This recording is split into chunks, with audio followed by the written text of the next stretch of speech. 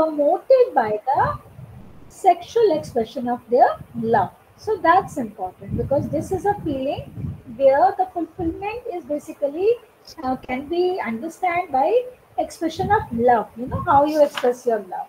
So now next it is distinction between genital sex and affective sex. So that is again something important. What is, how do we understand genital dimension? So genital dimension basically of sexual appearance refers to physiological changes and developments that a person experiences during the sexual relations. Intense attraction towards another person, culmination of this attraction in sexual advances in sexual intercourse leads to sexual climax or orgasm. So that's there. Whereas, what is affective dimension? See, affective dimension says there are a lot of psychological and affective changes and developments that are often part and parcel of sexual experience, such as feelings, emotions of love, intimacy, oneness, gratitude, respect, etc. So sum total of these psychological changes and developments are referred as affective sex. So genital sex is basically the physiological changes and what we feel physiologically. And affective dimension is more with the psychological changes in one's body, how we feel when we indulge in sex.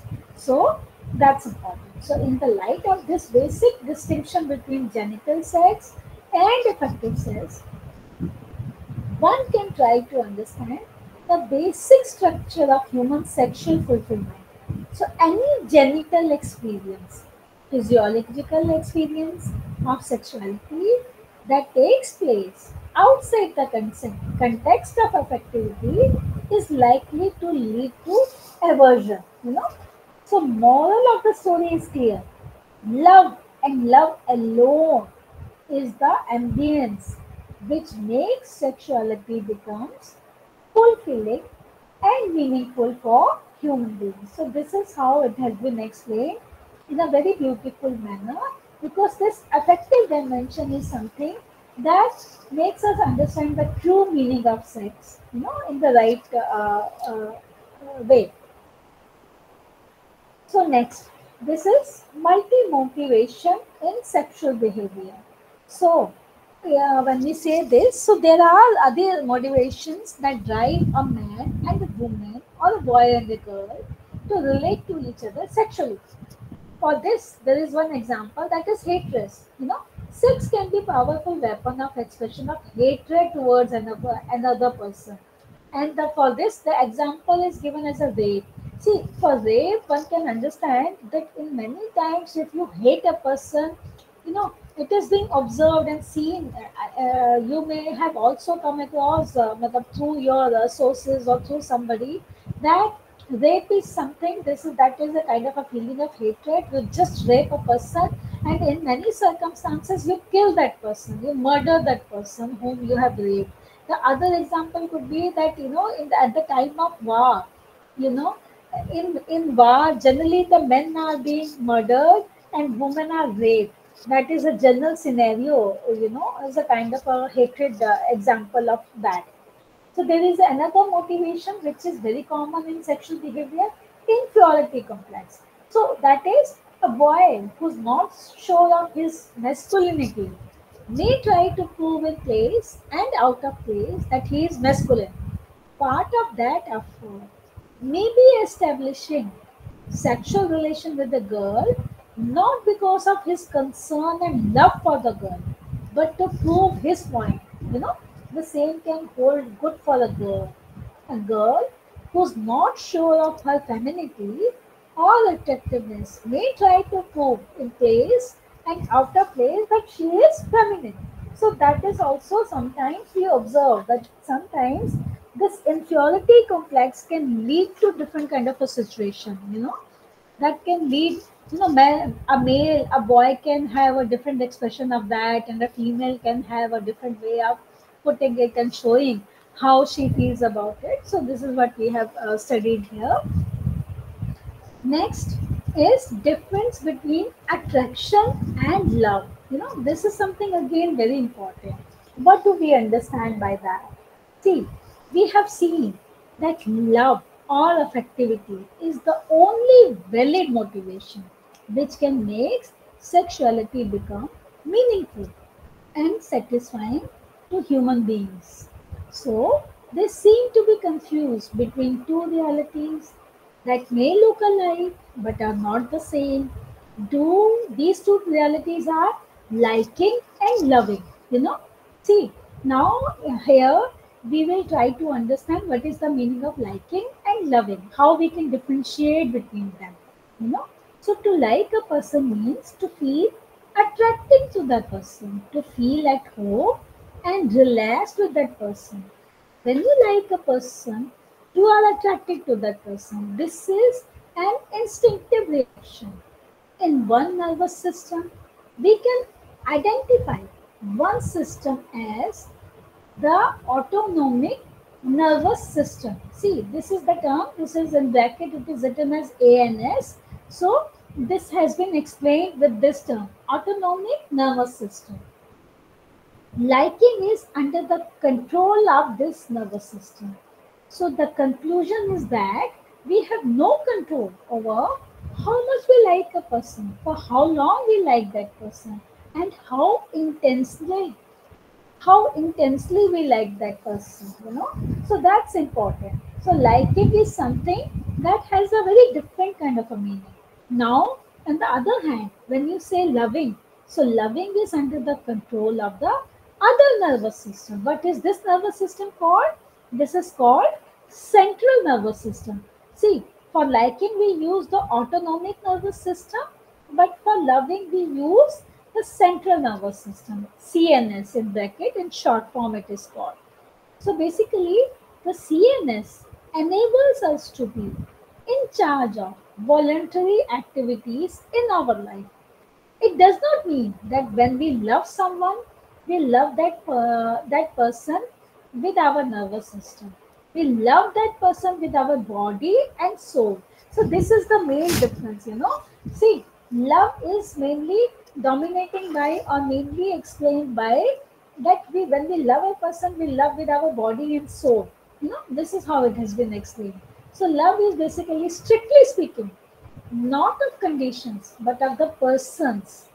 It can be described as unconditional. The only preoccupation in their love is the well being, happiness, etc. of the other person. So basically, family is based not on falling in love. Falling in love may be the beginning of the emergence of a family. Staying in love is what forms the foundation of a family. See, so often marriage takes place as a result of a boy and girl falling in love with each other. But see, for any happy married life, it is always important that you begin with falling in love, but to continue to stay in love is something which is very important. To marriage to be a happy, comfortable married life that continues for years till we are there on the earth. So that can only happen when we stay in love after marriage. So that's important. So next is sexuality as a language of love. See, so this is again something which is important. So how do we understand this? So relationship within marriage consists of a life of work and worry, joy and sorrow, sickness and health. So basically, it involves being young and becoming old, dealing with small and big problems, and coping with internal and external troubles. So, among all these, if the love bond between the two is strong, they may lead a happy life. You know, love is the form of sex, is the only thing which one shares exclusively with his or her spouse. It is a vital part of marriage. Sex in marriage requires a deeper level of communication, understanding. That's really very, very important. So that's there. Here, uh, one thing is been given. What are the two wrong attitude towards sexuality? So there is something we understand. We have said that it is, love is something that that helps us to lead and happily married life, and love through sex. Sex is something which can at times between sex between the couple at times create more love with each other, more understanding with each other, and maybe communication skills also develop when we are indulged in sex with understanding and with love, with commitment. So, what are the two wrong attitudes towards sexuality? First, masculinization of sexuality. Basically, sex is both male and female. Yeah. So both men and women have a right to enjoy their sexual life. Often, sexual life has become the prerogative of the men. Women are reduced to being mere means for men's sexual satisfaction. It is observed. So until men understand and acknowledge that sex is also the right and privilege of a woman, marital harmony is not going to be achieved. So this is something which is really very important, which we need to understand. So it has been very clear, very simply, simple words it has been explained that we have to ensure, you know, acknowledge that it is not only like, that it's a man's prerogative or the man's thing to indulge in that, and you know, it is basically marital harmony can only be based when it is being done between both men and women mutually, with clear understanding. So commercialization of sexuality. See, basically, sex belongs to the core of a person's identity. Yeah. So sex does not exist in itself. You know, it is a human being who exists in a sexual mode. So at times there is a tendency to deal with sex as a commodity. So human person is unique and irreplaceable as a person. So, commodification of sex has led to a lot of tragedies in the lives of people. So, healthiest approach to sex is to view sex as part and parcel of the personal identity of a boy and a girl. So, here uh, with this, I have now. This basically we have finished the first unit. Yeah. So if anybody, any one of you has any question, if you anyone have any query related to first unit, you can ask me now. You can uh, that's all right. Michael, you said sorry. You don't need to be sorry. We understand. That's all. That's okay. Uh, but if anybody has any question related to first unit, you are most welcome to ask any question if you have in mind, because this is something we all can relate and we all can understand. In my opinion, whatever I have shared now until now, whatever I spoke, that was in a very simple language, and I hope it is you all can understand that. So if there are no questions, then we can, we have finished the first unit comparatively very fast. Though I expected to spend more time, but somehow we are able to finish it fast. That's all right. That may not be a big problem with that. That is understandable. So now I think we can move to the second unit if there are no questions. So, second unit. So, what is the second unit? Second unit is all the more interesting, and I think we all can very easily and comfortably relate with this. What is this? Second unit is understanding man and woman. So, now we are going to study about understanding of man and woman. In this, we will talk about male and female versus masculine and feminine. Then we will study physical differences, emotional differences, and intellectual differences. Then we will study about aggression and violence, and job and gender. Then we will study about differences in sexual behavior and man, woman, and family. So this is what we are going to cover in our second unit. Yeah, just so basically, see, it is being said that both men and women belong to the species Homo sapiens. Both men and women are equally human, but there are many differences between them. Yeah, so some of these differences are real and based on the biological nature of men and women. You know, so these fundamental biological differences have been used as a reason. You know, why we need to understand this. See, the term sex, the sex differences was used to refer to both the biological differences and the cultural stereotypes. Nowadays, social scientists are using the term sexual differences basically to refer to biological differences. Yeah, and the term gender differences is used to refer to socially derived distinction. See, basically, when we talk about men and women, generally, earlier we know and we always call it sex, male sex, female sex. But nowadays, that other term is being used as gender, you know. So, gender differences here also, and this also is being called as socially derived distinctions, That is, gender word term is used that how we differentiate between men and women, how they are socially different. So this is has been told here. So now the our first thing is male and female versus masculine and feminine. So here we understand that, you know basically here, one second.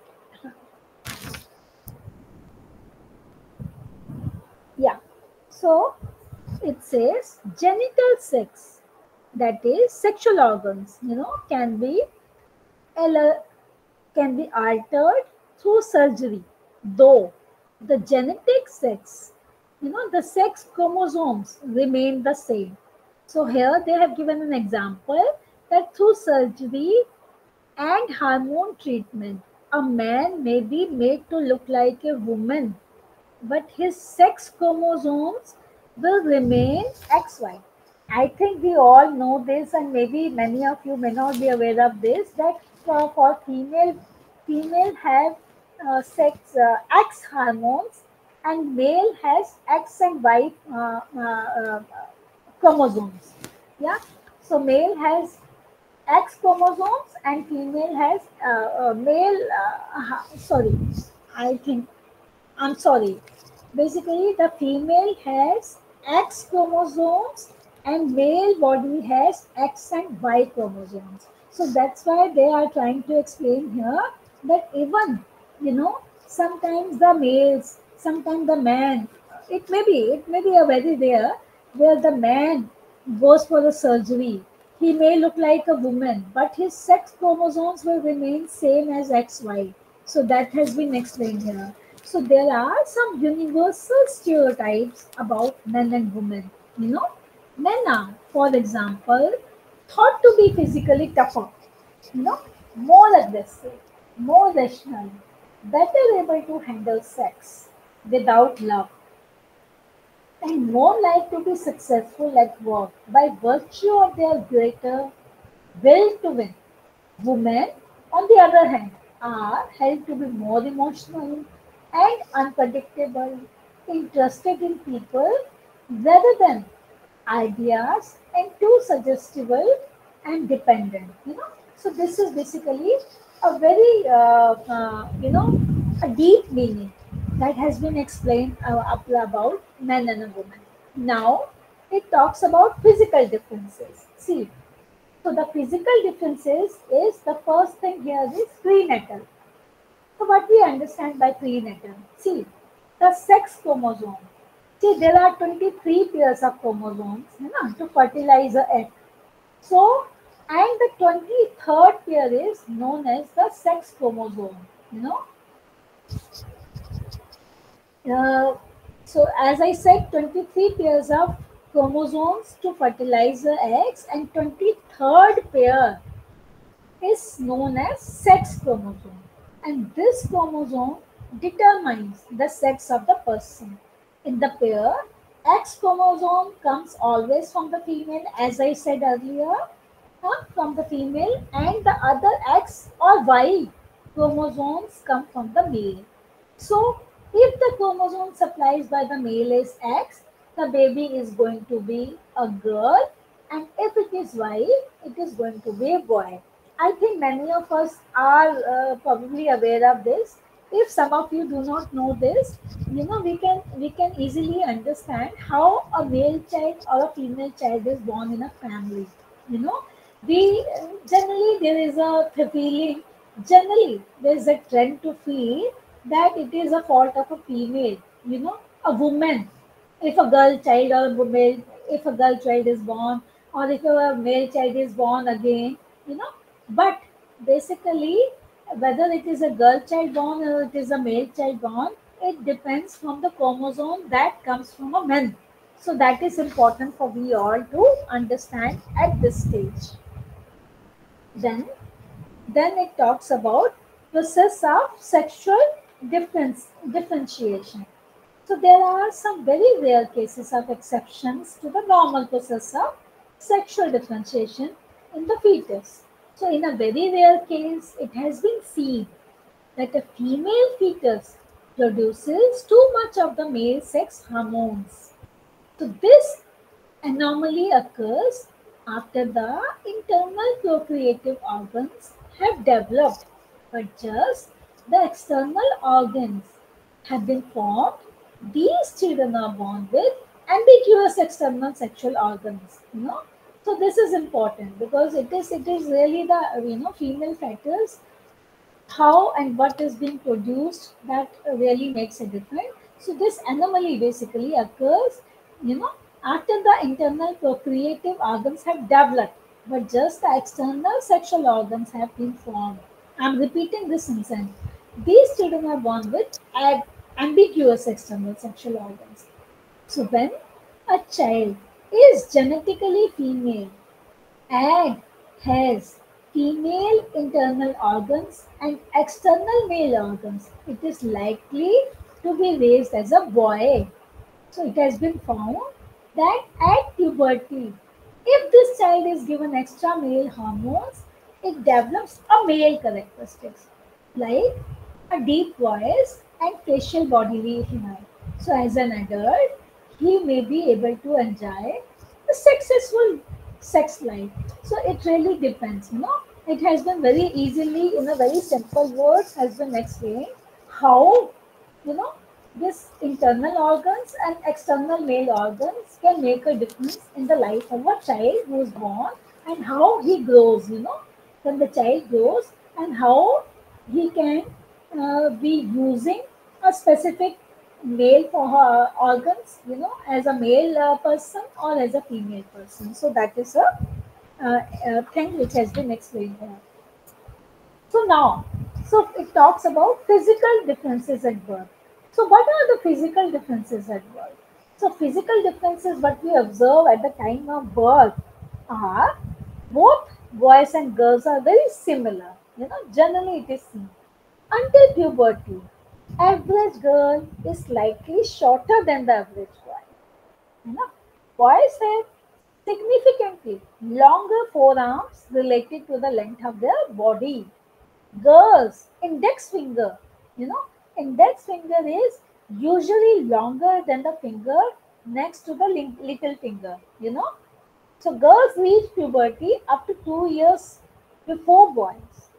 Girls, adolescence, growth begins first, So girls stop gaining height at about the age of 15 and a half. Boys continue to grow for 2 more years.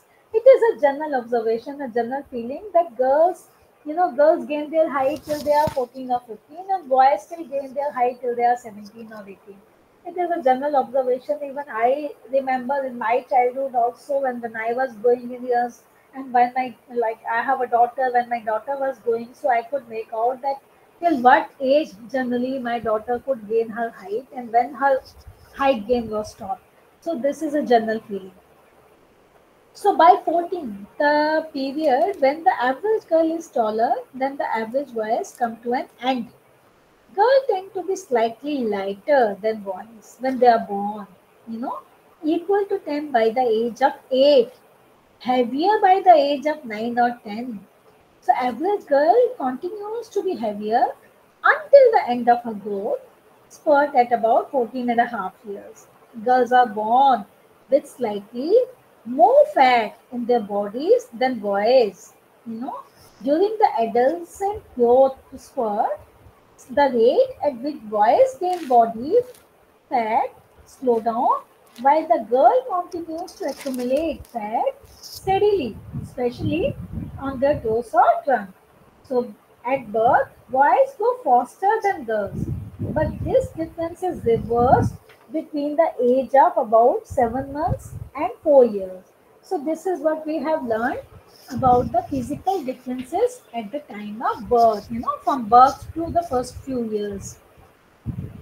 Now, at adolescence, what do we understand about adolescence? What differences we see at that age? So, at adolescence, the sex hormones begin to play their role more clearly. Dominant sex hormones in male are androgens, the most powerful of which is called testosterone. Huh. And female hormones are estrogens and progesterone. You know, so that's it. Then at adolescence, the sexes begin to diverge physically. Girls go faster and reach puberty before boys do. You know, uh, because of this early start of growth spurt in girls, there is a short period when girls are not only bigger but also stronger than boys. So the physical growth spurt in girls tend to coincide with the earliest of the changes in her reproductive organs, which occurs at puberty. We all can understand that once the girl start her menstruation period, she can become a mother, so that we know. So in boys, the growth spurt rarely begins until the period of genital growth is almost complete. So boys and girls who mature physically early, here this is something again I felt very important. It says boys and girls who mature physically early tend to have slightly higher than average IQ scores, you know. So that's there. So girls' hips and boys' shoulders are generally broader. Much of the rapid buildup of fat on the adolescent girl accumulates around her hips, breast, and upper arms. So these are a few very generic things, what all changes we observe in girls and boys. Now, question of strength. What do we think? How do we understand? What is the scientific data talks about? About the strength of men and women. See, average man is bigger and stronger than the average woman. Height of the average man is greater than the average woman. Average adult male is 30% stronger than the average woman. He can run faster, has more stamina than the woman has. Average woman has smaller shoulder, larger hips, more fat, and a smaller limb to body length ratio than the average man. So there are two. Then it also talks about few more things. That is about there's a thing is there are muscle fibers, there are different kind of muscle fibers. So it has been explained about that. So I'm not really going into detail on that. I'm going to the next thing, that is question of health and illness. So here, when we say about question of health and fitness, it says the fact is that men are physically much more vulnerable to disease than women. You know, so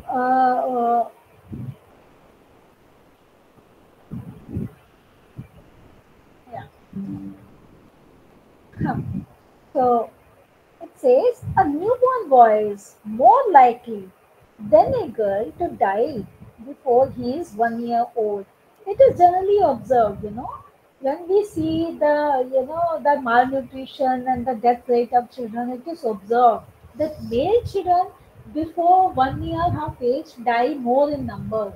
That's there. So he is more susceptible to infections. Here it says men are more prone to heart attacks and ulcers. Women are more likely than men to suffer from cancer. Which kind of cancer? Reproductive organs, and from various diseases related to the hormones like diabetes, thyroid disorders. And men are more susceptible to most other forms of serious illness. Men are 4 times more likely to get lung cancer, 3 times more likely to get heart disease, more prone to suffer from strokes and disorders of respiratory system. You know, so this has been explained here. What all kind of sicknesses a female can get, a woman can get, and what all kind of sicknesses a male or a man can get. So now here we have understood the physical differences. We have talked about how we understand about the physical differences in a man. Now we will move further. We will go to the differences in emotional differences. So how do we understand the emotional differences? That's really important. Women are often considered to be bundle of emotions. They are said to be guided by the feelings of their hearts, while men follow reason of their hearts. So you can make out with this sentence so easily and comfortably. It is saying, okay, women follows the feelings of the heart and men follow the reason of the heart. That is the basic difference which has been explained here. So uh, yeah, so it has been explained that there are three possible ways of measuring emotions experienced by individuals. First is observation. So in observation is, like from the childhood onwards, it is generally observed in children. Their tears, their tantrums and joy and elations can be easily observable. It is not an objective procedure, though there can always be biases. So it is there that shouting may be interpreted as a sign of aggression in boys and lack of modesty in girls. So this method considered to have problems, not really given too much of importance. Now the second is self-reporting. So self-reporting is how what you talk about yourself, about your feelings, about your emotions. So that has been considered as self-reporting. Third is measuring the vital signs. So measuring the vital signs means it is supposed to be the most objective way to measure emotions. Here, we measure the effect of the physiological changes that includes hormonal changes that accompany emotions. So this can lead and be measured through changes in a person's urine or a blood. So basically, this has more to do with our physiological changes, but has an effect on our emotions. Yeah. Next is, so here it has been now, we see these three methods have been employed in evaluating emotions, the actions of men and women that we are going to discuss below. see, this is the three possible ways we just studied, and now we say how they are going to have impact on the men and women. So first is phenomenon of crying. So this is the first thing. So here it says, what does it say? It says that adult women cry. It is generally felt that adult women cry more than men. You know, interesting thing is to bear in mind here is that infants, there is not so significant difference between male and female in the matter of crying. है ना? So it has been said, but in adulthood it is generally observed and felt that women cry more than men. So the result of modern research is that difference among adults is partly a question of social conditioning. So this is there. But how men and women are conditioned from the childhood onwards, that makes a difference. So message given by the society is that men do not cry. It is generally there in India also. I don't know about South Africa, but in India also there is a feeling. Male, you are not supposed to cry. When the male child is born and brought up at home, and the female child is brought up at home, this difference is generally made that female can cry, can have tears, but as a male, you can't cry. You cannot have tears in your eyes. You are a brave boy, these kind of things, and this is the society norm. That is how the children are being raised.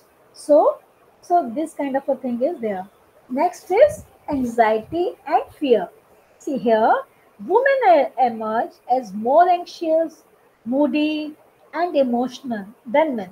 you know Teachers and everyone dealing with children often say this about girls, that they are more timid, they are more, they are more anxious. The boys are anxious than, see, they are more timid and anxious than boys. It is generally a feeling.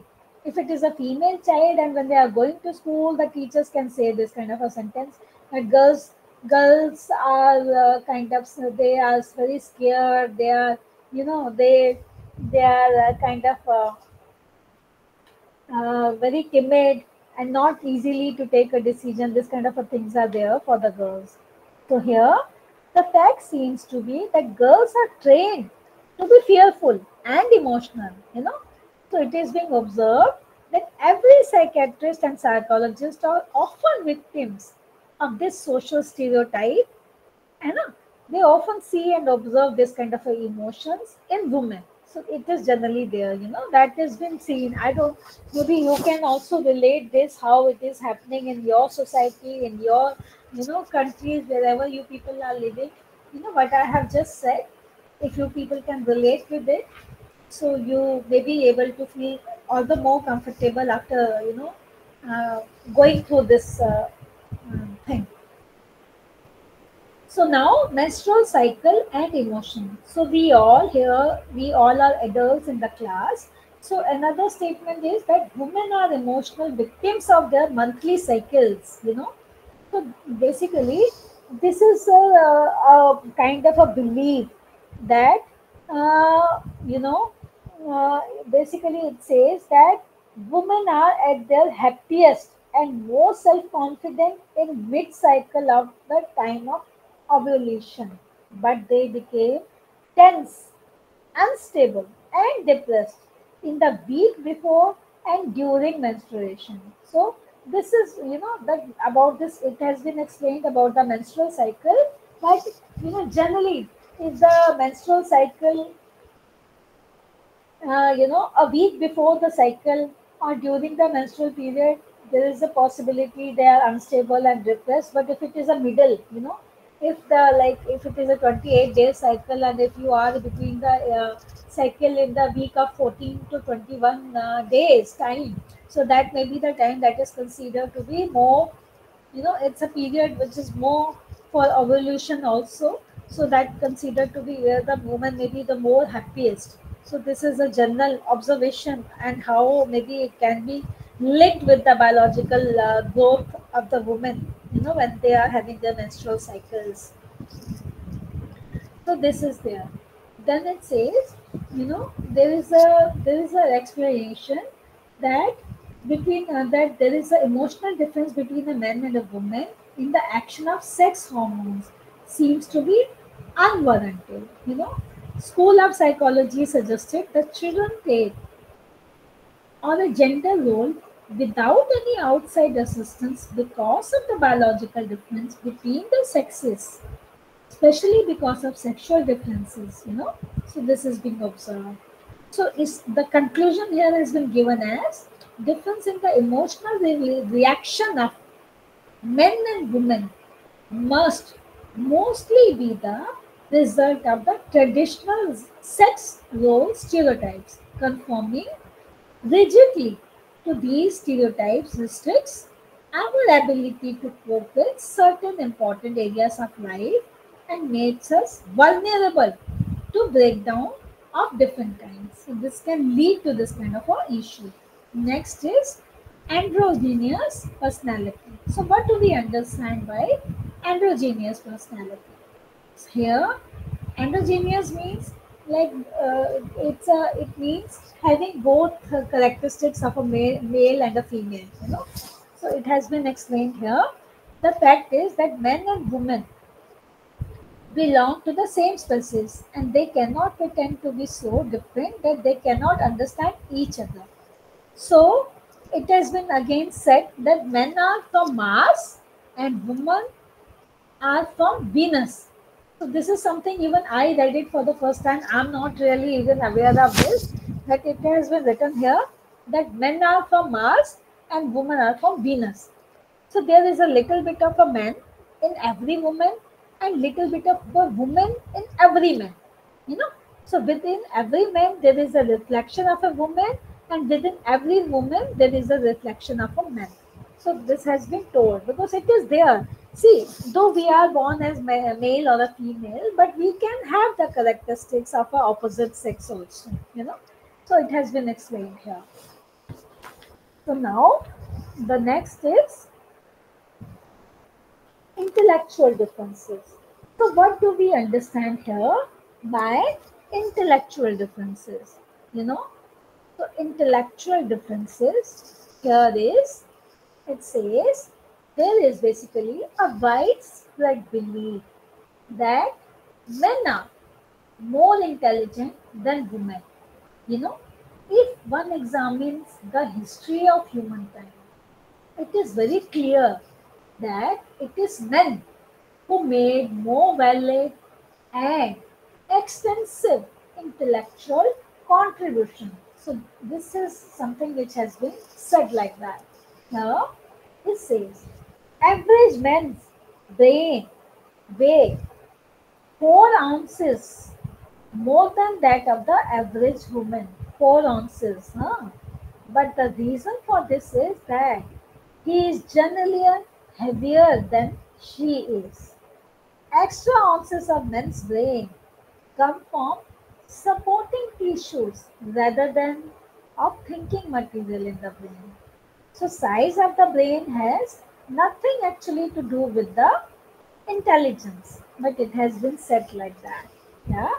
Then then it says, with the emergence of IQ test, a clearer picture began to emerge. You know, So, here, with all their limitation, these tests prove that an average man's IQ score is indistinguishable from that of the average woman. But these tests seem to prove that there is a difference in the type of intelligence between the sexes.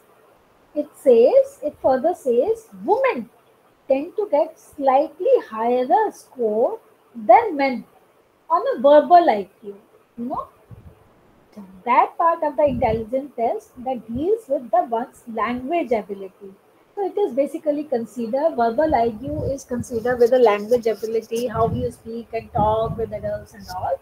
So it talks on that issue. So it says about that. And then it says men score a little higher on visual special IQ.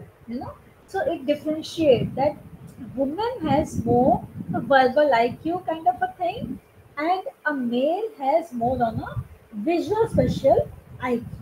So no decision can be made with regard to jobs or careers on this basis. Yeah, of regarding an individual with regard to IQ, the average man and the average woman do not exist. A particular woman may have a much higher visual special IQ than a particular man. See, this is something it has been said in general, but it is not always practical and possible in case of every man and a woman. That we can't say that in general statement that every woman has more of a verbal IQ and every man has a more of a visual special IQ. It there is a possibility. There are certain women who may be very good in their visual special IQ, more than a man. So that is there. So basically, it says why are men generally better at visual special tasks and women preferential verbal tasks? Traditionally, see, men produce the food.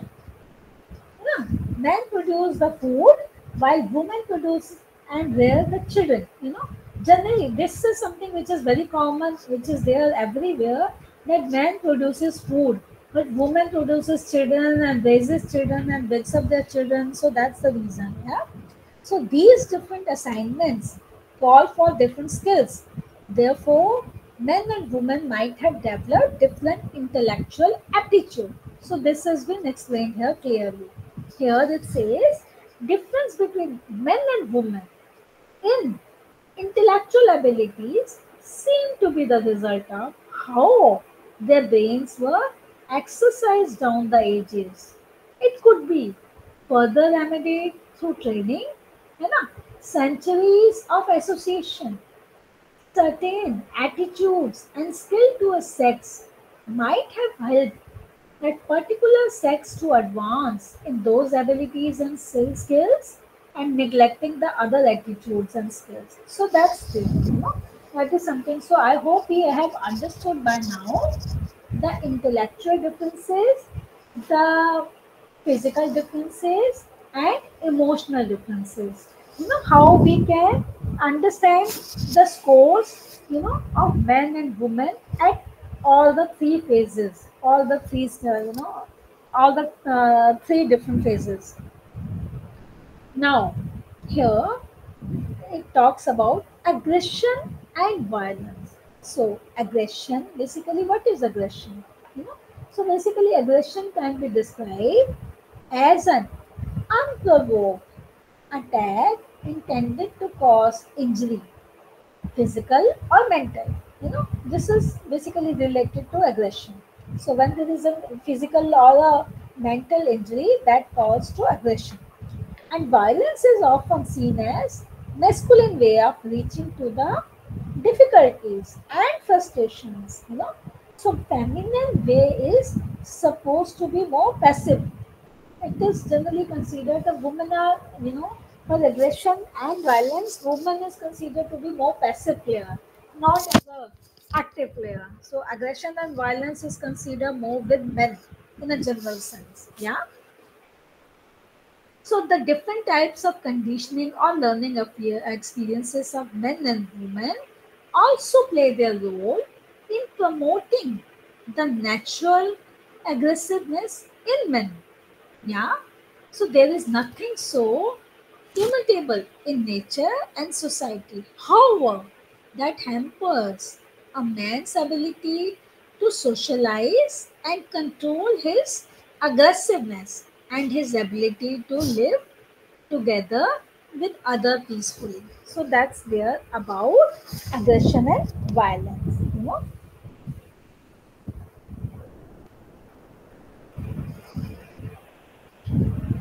Here it also says by the, as we studied about the personality development theory by Freud, so Freud basically has pointed out that ability to control the aggressive instinct is essential for social life. So this applies basically according to him. He says it applies to both men and women. So that is his way of considering it. Yeah. So now, Now we study about jobs and gender. You know, so what do we understand by jobs and gender? So here it says, you know, it talks about men and women are fundamentally very similar in intellectual capability, ambition to succeed, reliability, and many other aspects of personality. है ना? So men and women are equal in ability, you know. So they are equal in ability. So if there is no difference in what men and women are capable of achieving, then what is the reason why women have achieved so little in the past that they have been victim of unfair kind of a discrimination? So it says, you know, men's role is generally has been that of a breadwinner, you know, that we all agree and we believe somehow in that, that it is always considered for male to be a breadwinner, to be a person to earn money for the family, to take care of the family's basic needs and all, physical or mental or all kind of needs, you know, basically considered as a breadwinner. And woman has been assigned the task of a care and upbringing of babies. So therefore, men have to go, be as a go-getter who have a lot of motivation for achievement, whereas women are satisfied with managing the home without too much of ambition. You know, that's there. So it has been explained like that. So it says girls usually achieve more than boys when we see the examination results, you know, so that is a kind of an indirect indication of motivation to succeed. Research, you know, indicates that achievement motivation in children points to the conclusion that girls take at least as much pleasure in their own achievement as boys do. You know, it is a general feeling that when the boys are scoring better, then they will show it and highly. And even if when the girls score high and they perform well, so they may not show it, you know, in that manner. How the boys explain this and shows this in India, like it is a general observation that when we have a school class 10th or 12th result, and even sometimes even the UPSC result from where we have the civil servants coming out, so now more and more female candidates scoring better than male co-partners, you know. So it is being generally observed that that the class 10th and class 12th results also shows the pass percentage and higher marks are taken by more and more girls in today's generation, in today's scenario. That's been there. So men and women are equal in ability, anxious to succeed, and have much the same opinion of their own values as individuals.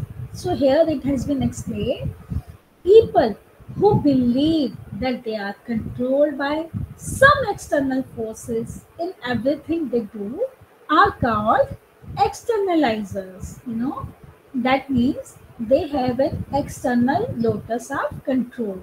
And people who think they are responsible for what happens to them are internalizers. So here these two terms are being explained. Externalizers, that means external locus of control, and the other is internalizers, that means internal locus of control. Yeah. So during childhood, equal number of boys and girls fall into these two categories. Later on, this changes, and more women are found to become externalizers than men. So this is a general feeling about it. Women generally belong to this category of externalizers. They are more inclined to use, you know, the don't know option in opinion polls. It is generally there. Man will say, I don't know. Woman, generally the woman says that I don't know certain things. For certain answer, she generally believe whatever is being told and whatever is being said is okay. You know, so they generally, it's a general saying that women say, I don't know. You know, you saying it's easy. It's easy and better way to say I don't know rather than giving any example. So it says that women have a greater tendency to vote for stability, whereas more men are for revolutions. So that's again a saying. Yeah. So it further says, women are capable of being men's equal. There is nothing in the biology or psychology of women to stop them from doing what men can do. See, basically nobody stops the woman that you are not to do this or you are to do this. It is something that has been created in our societies. What are the role of a man, what are the role of a woman? So it has been something which we people generally create and expect men to do certain roles and women to do certain roles as that. So here it has been said, these findings basically say there are certain things which has been explained here. Both sexes seem highly motivated to achieve in life. You know, men may be more willing to take risks to get what they want.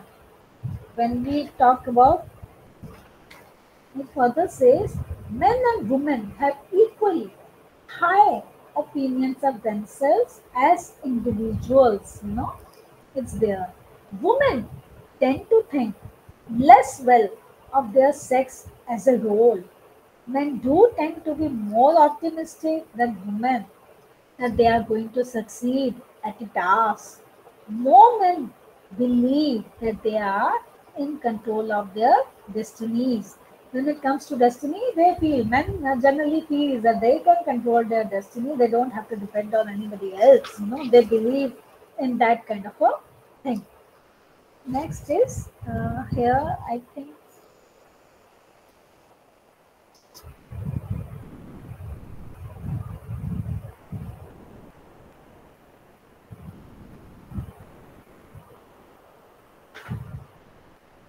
Okay, it is probably there are certain things probably somehow it is left out. So I'm just explaining from the thing in front of me. Next is differences in sexual behavior. So basically there is a popular saying that says men enjoy sex more than women. You know, so it is a saying. There is a lot of narrative about women's excessive sexuality. It is generally said that it is generally feel and said that the female potential for sexual satisfaction is equal to, if not actually greater than that of a male. You know, actual differences in this matter attributed to women must be considered as cultural stereotypes. We know that a man can produce millions of sperms, each with the potential to produce offsprings. You know, offsprings we understand, consider as for children, sperms, those sperms that can have. So, women on the other hand have a limited supply of eggs available for fertilization at the rate of one every one. you know so once women become pregnant, so there is no question of their being reproductive for at least the next 9 months. So we all understand this part, that if women conceives and is pregnant, so there is no possibility for her to conceive again after conceiving for the first time. She can conceive only after giving birth to the child, and even after a period of some gap she can conceive again, so she can get pregnant again. So this has been explained here.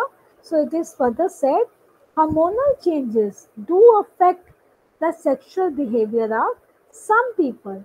According to one study, 6% of women are more likely to desire sexual intercourse in the middle of their cycle, you know, than that of the other times in the month. So when I was talking about menstrual cycle also, there also we talked about this, that the middle time is the time when the female, the woman desires the sex at the most, and she can even conceive at that time. That's there. So majority of women do not have any regular pattern of sexual activity linked with their menstrual cycle. There seems to be a very little connection between the female sex hormones and the sexual life of a woman. Removing ovaries generally has very little effect on women's sexuality. one notices a slight desire in women's sexual activity after menopause, when the hormonal level drops. So there is a possibility. It is generally observed, when the woman is in her 50s or 60s or, later age, it is generally felt that when she is in stage of menopause, so the desire to have sex generally declines. It may not happen with every single woman, but it is a general feeling what has been observed and which is more or less common to most of the women, if not all. Next is man, woman, and family. Here it says it has been accepted that the man's place in the society outside the home and the woman place is in the home. So it is generally we believe and say this. See, so complete separation between production and reproduction exists only in industrialized societies and those urban areas of India which are quasi industrialized. So, in other parts of India, even today, family remains both the social and commercial centers. Women have to work on the land also, look after the livelihood and poultry, make household articles, process and store food, go for work and earn a lively, and bear children and rear them.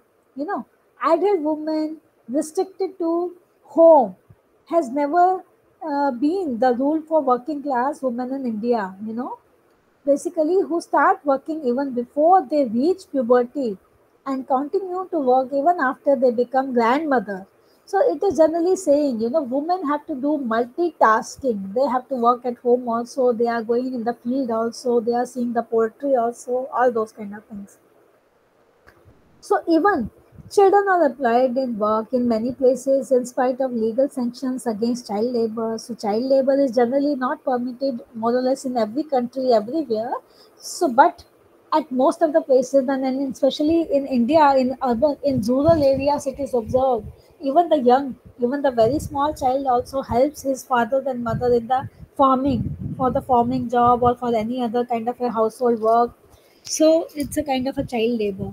So things are changing gradually in our country. A growing number of married women from middle and upper class are working outside their homes. Sports, games, politics. This is all are now populated by more and more women. So it is generally, you all might have seen in your countries also nowadays, especially if I won't go for the rural areas, but in urban areas, and middle class and upper class families, generally it is seen.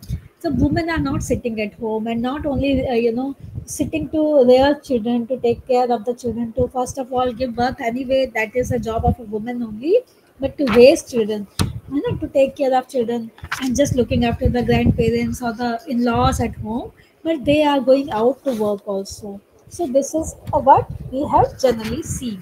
So now I have come to an end of a second unit. Uh, if anybody has any question, you can ask. Otherwise, I'll move to the third unit. So as promised, so we will cover the 3 units today. So if there are no questions, then we can go to the third unit. Any questions? Anyone has any questions? Otherwise, I'm starting with the third unit now.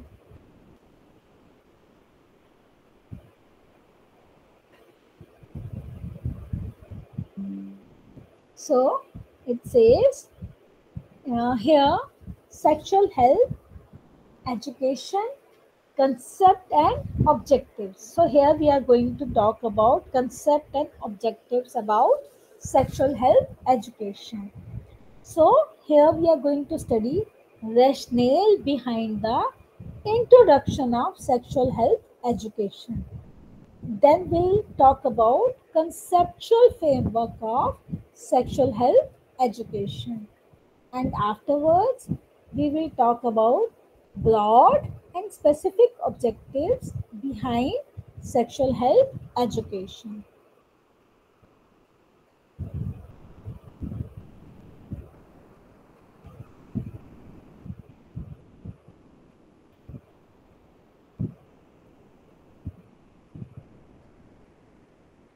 the first thing here is rationale behind the introduction of sexual health education. So, what is the rationale?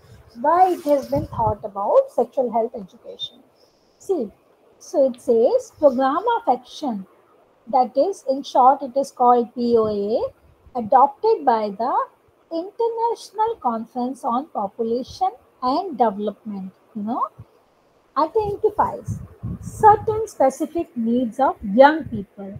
Teenagers face several problems with regard to physical and emotional development as they become aware of their sexuality. So, as a result of the social and economic changes taking place in the country, marriage and formation of family gets delayed.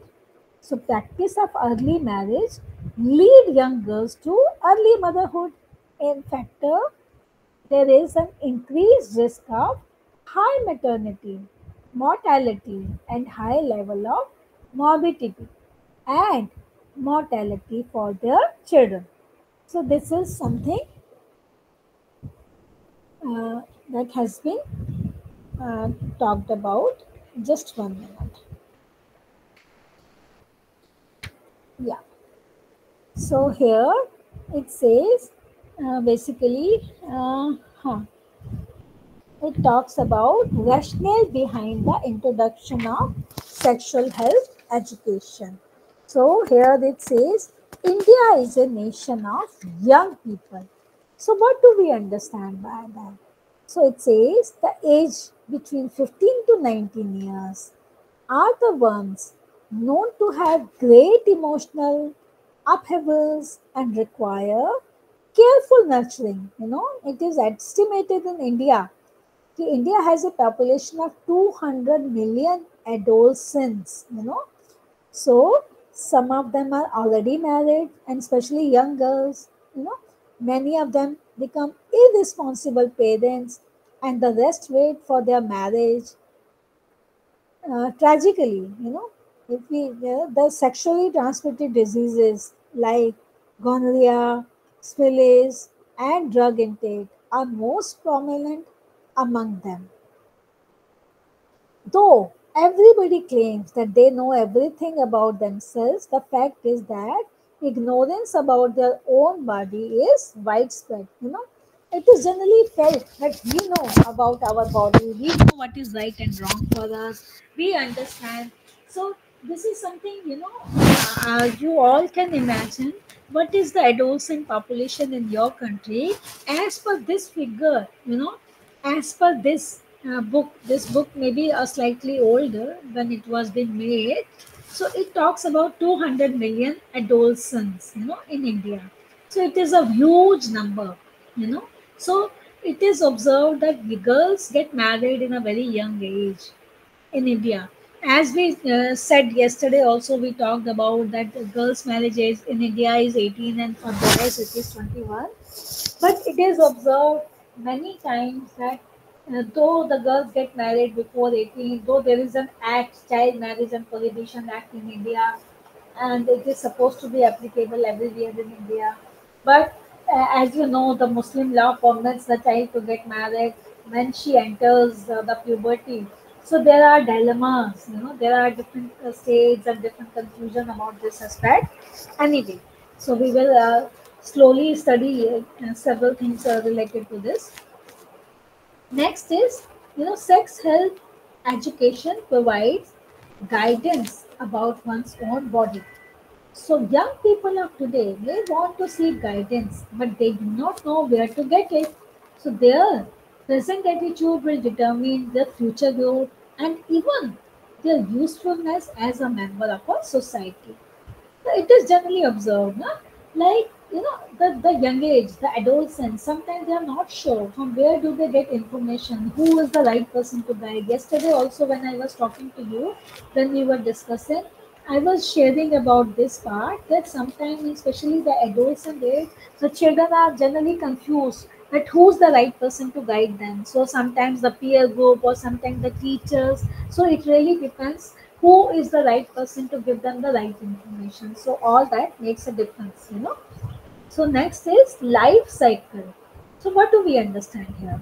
So basically, so understanding the behavior of an individual makes it easier to understand interaction amongst couples, which in turn provides an understanding on how families behave and societies function. With the advent of killer diseases like HIV, AIDS, there is an urgent need for people to modify their behavior pattern. You know, particularly in relation to practices like promiscuity and drug addiction. So we really need to be very careful how we can control this disease. I was reading about South Africa also that many countries are facing this problem of HIV and AIDS. It is spreading at many places. So we as a social workers also have to play an important role and see what all we can do at different levels to control this HIV and AIDS problem especially. Now, next is exposure to sex at an early age. You know, so this is again something. About this, I can give you an example. Basically, like as I told you, people, I am working in the field of child protection from last 26 years, and I was a member of a child welfare committee that basically deals with the children who are in need of care and protection. You know, and the age for child is considered from newborn 0 to 18 years. So many times we used to get cases of children who used to elope, elopement. The girls, young girls are going with boys, and they are going to different places out of, if I am from Delhi, and my CWC, the Child Welfare Committee where I was working is was in Delhi only, and the children, used to go out, and they used to go to different states, different places, and then get married, and then when the police catches them, finds them, and they are produced before Child Welfare Committee, and they feel and understand, they are not being taught, they are not being explained about the sex education. Many times these young girls are pregnant.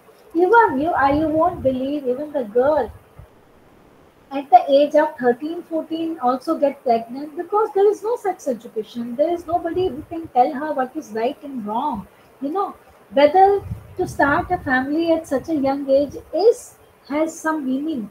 Whether it can lead her to lead a healthy life. So all that is at stake.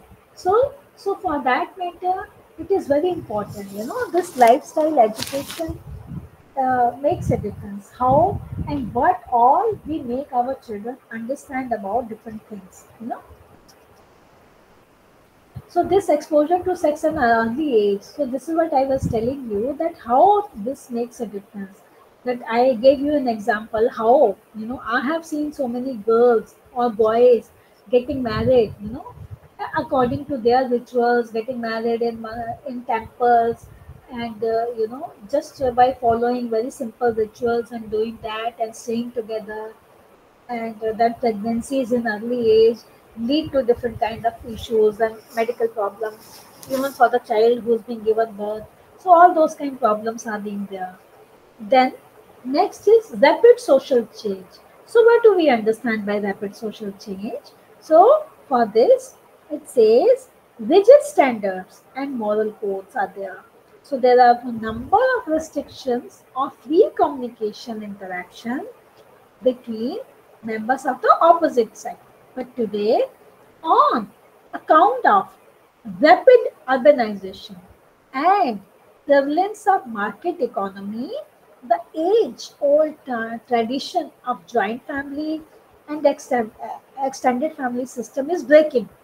You know, so they are the joint family system in India, as we had talked about it yesterday, day before also, that somehow the joint family system is comparatively less in practice, and more nuclear family are being set up.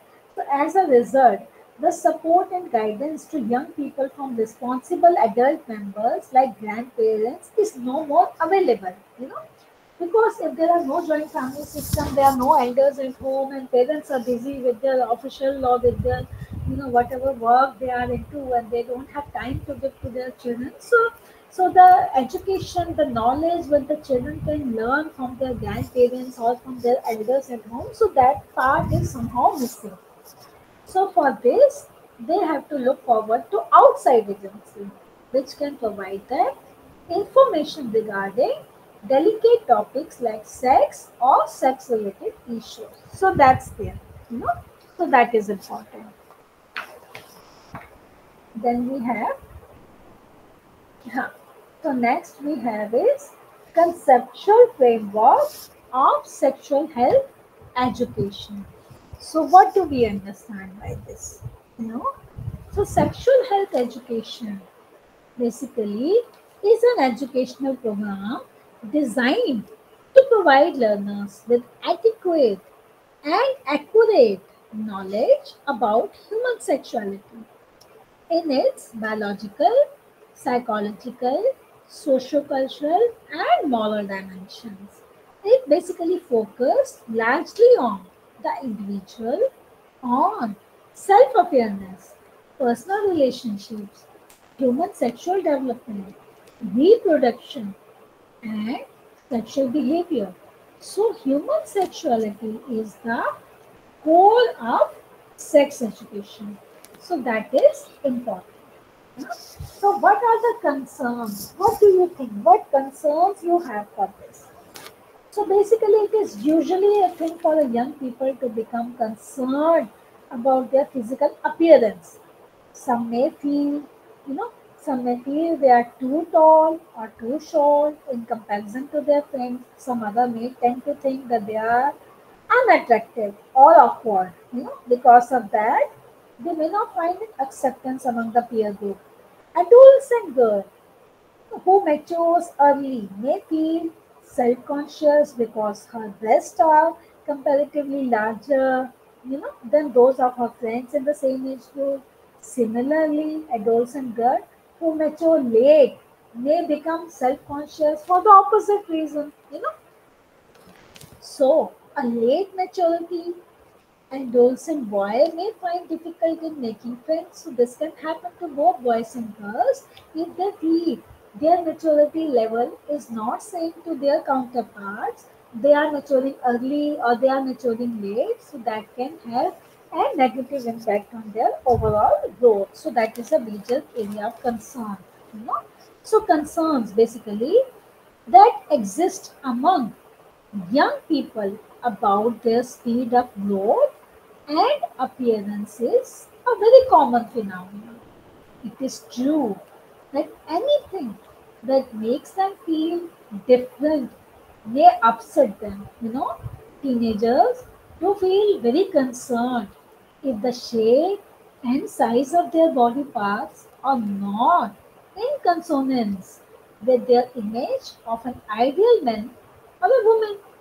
Young people need to be made aware of that an attractive personality does not depend only on physical appearance. So this is something we really make our young generation people to understand that you know it is not only the attractive body that makes that how your physical appearance is the only thing that will make you attractive. You may look attractive due to different reasons, due to your overall personality, not only due to your physical appearance. So that is important. Yeah. So here, now we are going to study about what are the important components of sexual health education. So here we are going to discuss few important things. First, physical aspect. So what are the physical aspects? So physical aspect, it has been said, physical aspects say we have to understand, basically it says reproduction in the biology course in schools and college are anatomy and physiology of the human reproductive system. So, what do we understand by anatomy? Anatomy basically refers to the science of the structure of the human body and the interrelations of their parts. So, in sexual health education, anatomy of the human reproductive system is an important field of the study. So basically, the physiology, physiology of the reproductive system refers to the study of the process and mechanisms by which part of the reproductive system functions. It is extremely important for boys and girls, you know, to know about their bodies, how they function. So this is something which is important. So with girls it is generally there, like about if they have their menstrual cycle and they are not aware of it, and if suddenly they see the blood, blood is coming out of their vagina and all, and they are not aware of it, so they get very upset and disturbed. And about boys, if they start getting wet dreams, if they have that kind of a wet dreams, that can disturb them. So these are the things which are very important. These are the physical aspects in the body. So here it has been explained. The physical aspects are now further explained like this: anatomy and physiology of the reproductive system. So what is that? So it states here that identifies the various male and female reproductive organs and their functions. Adolescents need this information in order to understand the successive concepts concerning conception, pregnancy, and contraception. You know, concept of menstrual cycle is also need to be discussed. You know. Then next is physical, emotional, and psychological changes during puberty. So, so what we understand by this? So puberty is a time for physical and emotional changes. So during puberty, adolescents begin to become concerned about the physical changes they see in their bodies. Some may develop in a slower pace while some other may go faster pace. So all that is there. So it is a time for adolescents to develop their esteem. Adolescence is a period of high stress for many young people, are much concerned about their physical image and their relationship with their family and friends. So it's a kind of a confusion state. So that is something which we really need to look into when we talk about puberty, physical, emotional, and psychological changes what we observe in puberty. And the third is conception, pregnancy, and birth. This is again what we need to understand. What do we understand by this? See, this says that in many countries, adolescent pregnancy is on increase. In India also, it is somehow, it is not yet really controlled.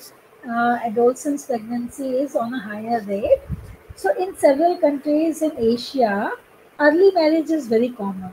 Young couple are urged to have children as early as possible. Early pregnancies do create a lot of health, social, and psychological risk. Young, the younger the mother, the more serious are the physical consequences of pregnancy. Complication in pregnancies and childbirth are leading to cause of death of women as young as possible, or for their offsprings, the children they are born in the very young age. So all those kind of things are there. So pregnancy and birth are area of concern for teenagers because of the health risk. They will be interested, if they are being given training about this, about the sex health education is being given to them, that can have a comparatively a better result. So next, we have now studied about the physical aspects. Now we are going to study about the social aspects. So what are the social aspects? So here the social aspects are, so it talks about sexual adjustment is part of a person's total development into a mature individual.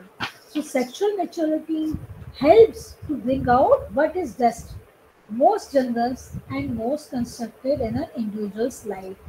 Sex basically is a basic drive upon which both race preservation and personal happiness depend.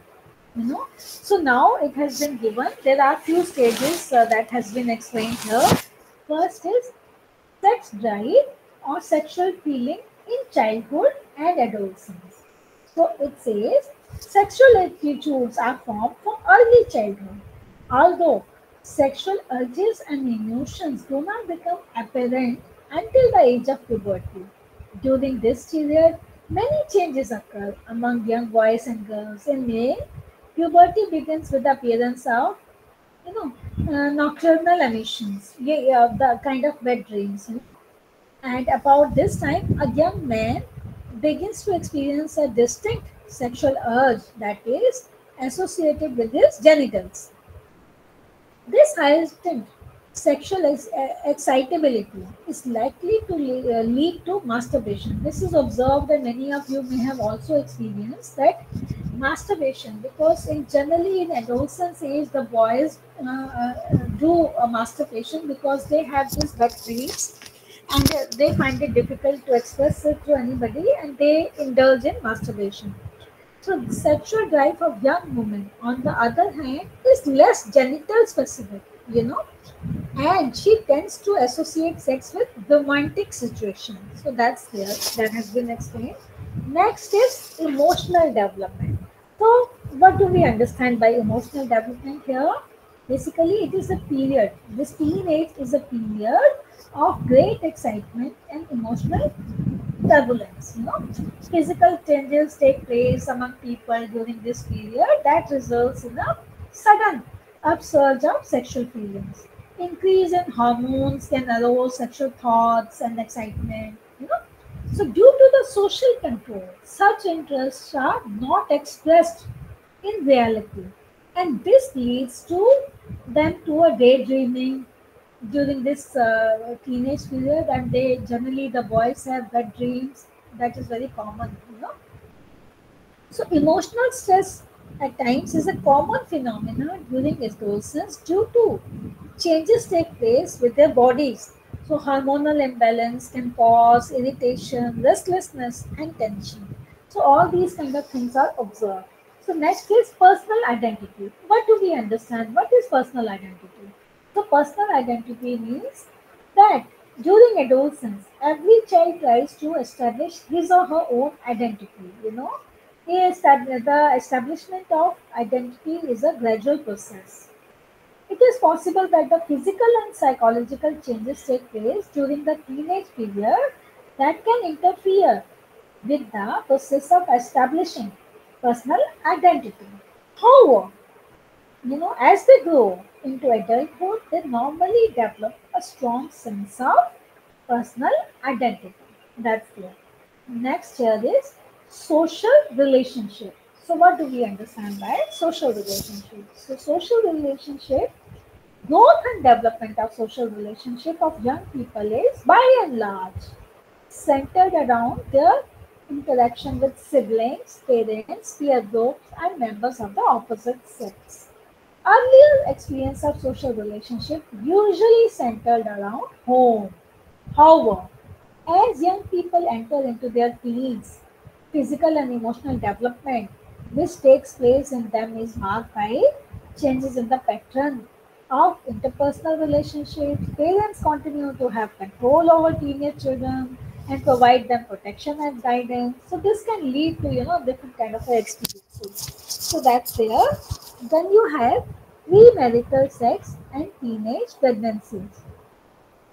So premarital sex and teenage pregnancies, that says, you know, given rise to a range of alarming problems. Teenagers are faced with new challenges.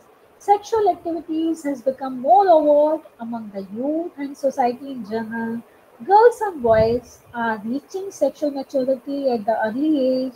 Because of their early menarche, girls are able to conceive at a younger age.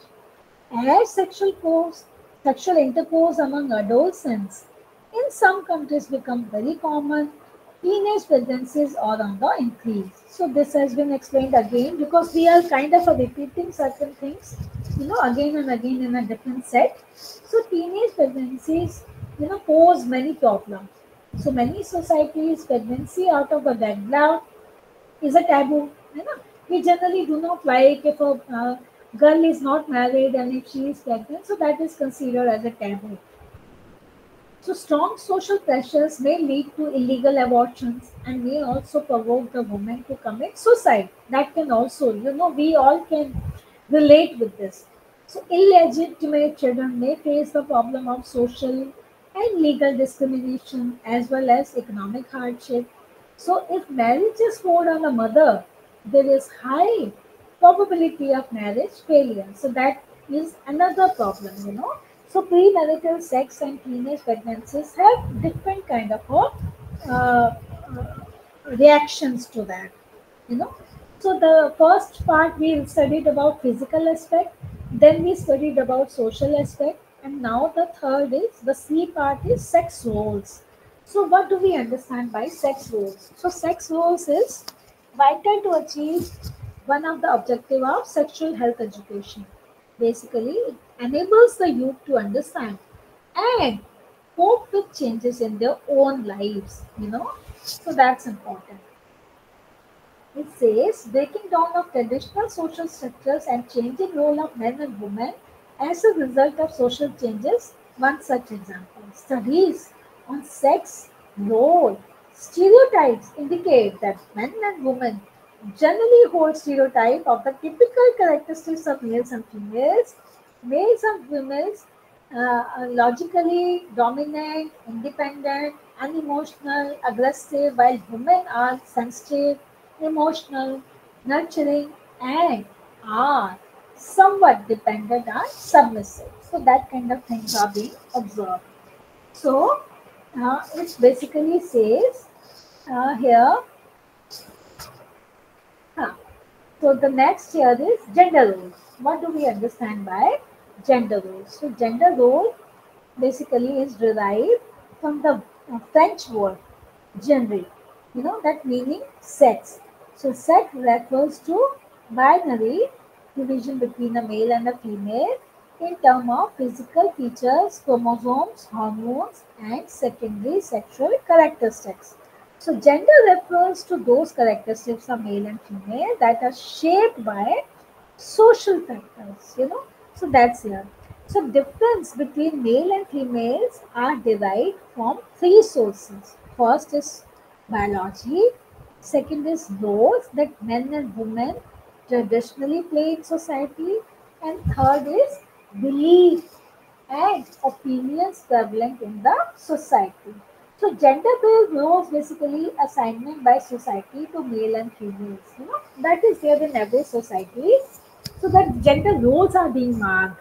As I said earlier also, that male and female are being given gender roles. There were specific gender roles to perform. So men are generally considered wage earners. We had talked about it earlier also. Heads of households and leaders of the society in various fields. The role traditionally assigned to women include raising a family, maintaining the home, being ideal mothers, wife, sister, daughter, while sacrificing their personal interest for the interest of the male members within the family. This is something which is very common in India. Maybe in South Africa also you may be having these kind of issues with the females. That's there. So gender role continues to influence the behavior of teenage during the formative period. The gender identity with regard to various type of roles such as occupational roles, domestic roles, kinship roles, community leadership roles, conjugal roles, and parental roles continue to develop during the period of adolescence. Effect of such gender roles result in development of attitude, behavior, and value orientation. That's important. So next is sexually transmitted disease. So, what do we understand by sexually transmitted disease? So, it has been explained here that STD has become more important due to the increased risk of STDs, especially the dramatic rise in the incidence of HIV and AIDS. So, STD education should address two areas. Two important areas are there. One is sexual education and inculcation of the right social attitude. That's important. Students need to understand that STD is not only a serious social problem, but more importantly, a critical medical problem which can be prevented and treated. So, this is very important that we need to train our children, the adolescents, the young adults about the STD and how it can lead to HIV. So, this education is very important for their overall understanding.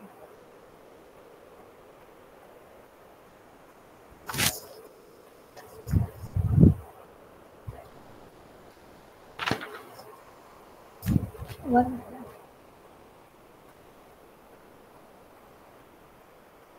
yeah. Huh. Here we are going to talk about broad and specific objectives behind sexual health education. So I will just, because now we have a shortage of time, but it is very explanatory in excess. So I'm just going to read about what are the sex education program objectives. So first, sexual health education should focus on the total personality development of the individual. Then it says sexual health education should aim at providing factual, complete, and honest information about sex and sexuality. Then it says sexual health education will enable young people to become responsible in making decisions. Then it says sexual health education will help the child to respect him or herself and others, you know. So that's here. Then it says sexual health education will provide opportunities to youngsters to imbibe human values. Then it says sexual health education should help the young boys and girls to understand that every part of the body and each phase of growth is good and has a purpose. So, sexual health education should help in the formation of an emotionally stable personality. So, here after this again, it is talking about two specific objectives of sexual health education. I feel we have studied about all these aspects in my previous note. When I started talking, I had talked about physical aspects, social aspects, sex roles, and informating roles. So I don't think I need to repeat that again. We have studied about this in my session today only. In today's session only, I have discussed about it. So today we have covered the three important units of our second block.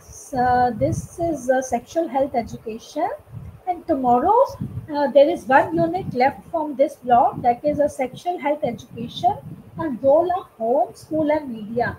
So then we will complete our second block, and we will start with our third block. And third block we will talk about programs for family welfare. So tomorrow we are going to study about this. So now, maybe for 5 minutes, or just for 5 minutes, if any one of you has any question, whatever we have discussed today, I would be happy to answer. All of you are free to question and say something, or you want to share, the practices in your country with me. I would like to know about that. I would be very happy if any one of you share something with me. Nobody?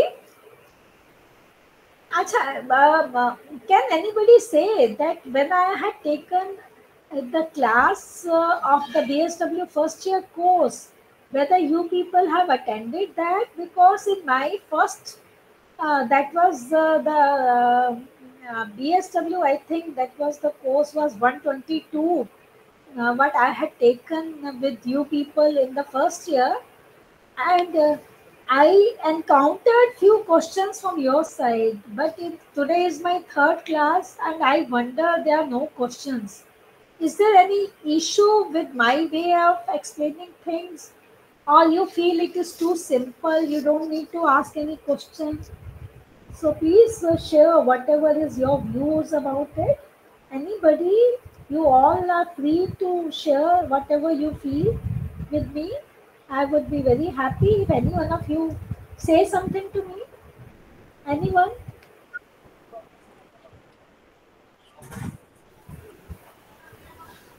Hello, madam. Yeah, So far, to my side, I have nothing to ask, but the way you have explained this course to me is clear, loud and clear, and I don't think that I can come up with the questions according the way you have explained to us. So to come up with a question is like maybe somewhere somehow you didn't understood. So for me, just to say thank you, madam, you have explained it clearly. Thank you so much. so I'm really happy if you feel the way I was telling you, people, you are able to understand. But I otherwise also feel that this is a very simple and clear subject, and you all can relate because we all, being a human being, can relate with this. Yeah, Francis, please say what you have to say. All right. Thank you, mom, for the presentations. Actually, sexual health education is, like you have put it, to say it's our everyday life. Yeah. Yeah, So, in social work, there was still some gaps, but the notes, your explanation was self-explanatory. We were able to follow you. However, I wanted to comment to say. In Malawi, we have a program on sexual health education under the Ministry of Health. Previously, it was under the Ministry of Youth, but then because it became more of a medical problem, so the government transferred it to the Ministry of Health. We call it youth-friendly health services. It's more of a sexual and reproductive health and rights, whereby we are trying to address teenage pregnancies, school dropouts among young girls, um, uh, and unskilled abortions.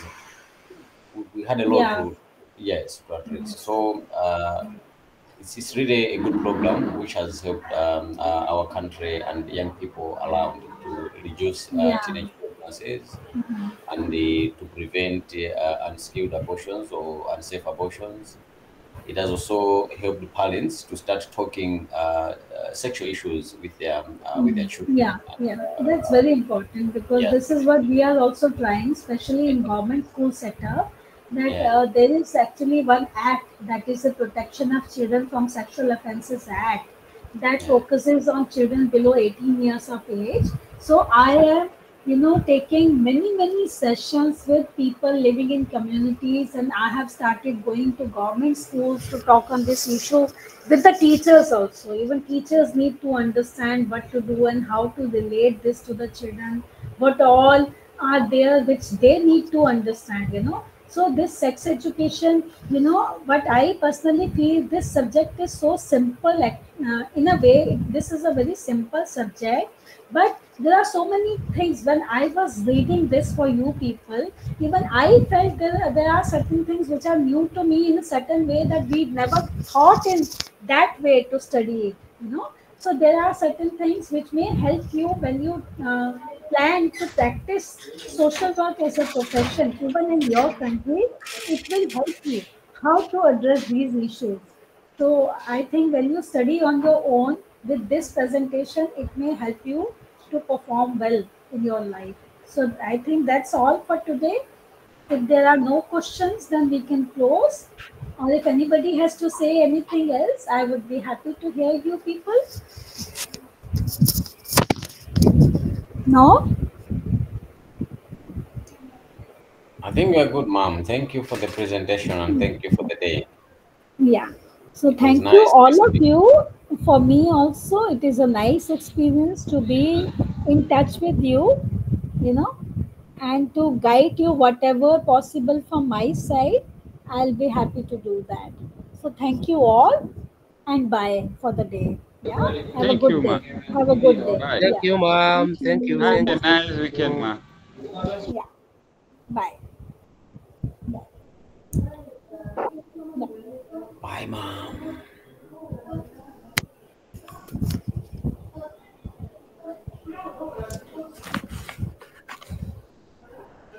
It's better to see your faces because my face is visible to you all. So I would also love to see you people, because Thank you. Thank you, I mom. always Thank try you. to, Thank you. yeah, I always try to keep my video on. I want you people to see that I am the person who's giving you, presentation.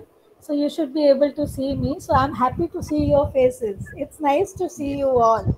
So bye to everybody. Yeah. Have a good Yes. day. Bye bye. Bye. Bye Bye. bye. See Bye. you. Yeah. Nice See you. weekend, Bye. mom. Yeah. Thank you. Thank you. Thank you, ma.